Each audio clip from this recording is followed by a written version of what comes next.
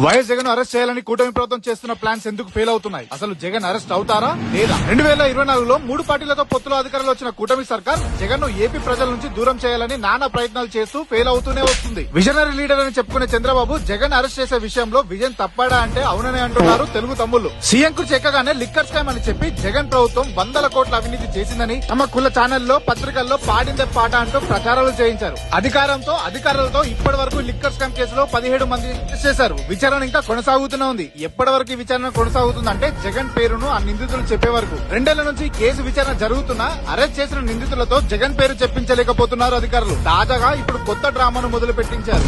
గత 2 రోజులుగా జగన్ కు ఈడీ నోటీసులు ఇస్తుందంటూ కమ్మనైన పత్రిక వార్త రాసింది. చంద్రబాబు ఆడిస్తున్న చదరంగంలో చెలికత్తెలలాగా కొన్ని మీడియా సంస్థలు తయారయ్యాయి. ఆ చెలికత్తెలు ఎవరో మీకే తెలుసు. తిరుమల లడ్డు కల్తీ అంశంతో జగన్ ను ఇరికిద్దాం అనుకుంటే చివరికి వాళ్లే ఇరికారు. ఇప్పుడు ఆ కేసు గురించి ఊసేయలేదు. సొంత బాబాయ్ ని జగన్ చంపించాడని ఆరోపణలు చేశారు. అధికారంలో మీరే ఉన్నా దాన్ని నిజమని నిరూపించలేకపోయారు. ఇలా జగన్ ను ఇరికిద్దామని చూసిన ప్రతిసారి చంద్రబాబు గారు ఇరికిపోతున్నారు. తాను తవ్విన గోతిలో తానే పడ్డేట అనే సామెత బహుశా ఇప్పుడున్న పరిస్థితిలో చంద్రబాబు గారికి బాగా సెట్ అవుతుందనిపిస్తుంది. ఇంతకీ జగన్